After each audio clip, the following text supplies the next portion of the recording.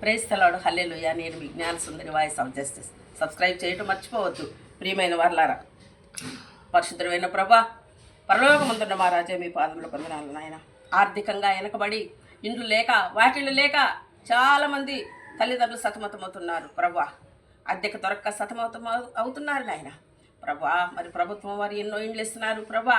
ఇండ్లు లేని వారికి మరి ఈ పేదలకు ఇండ్లు ఇవ్వాలని వేడుకొచ్చున్నాము. మధ్యలో ఎంతోమంది గోల్మాలు చేసుకుంటూ ఉన్నవారికే ఇచ్చుకుంటూ ఉంటున్నారు నాయన.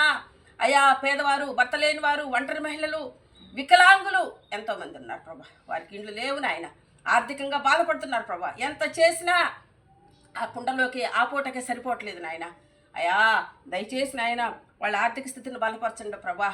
రాజా, విధవరాలు, ఇద్దరు కొడుకులు, మరి విధవరాలకి ఏ విధంగా నూనెతో సహాయం చేశావో, కుండలన్నీ నింపావో ప్రభా. మరి వీరికి కూడా బాధపడుతున్న ఒంటరి మహిళలకి సహాయం చేయండి నాయన. దీవించండి నాయన. వారు పని చేసుకుంటూ రోజంతా కష్టపడి పని చేసుకుంటూ వారి బిడ్డలను పోషించుకుంటున్నారు.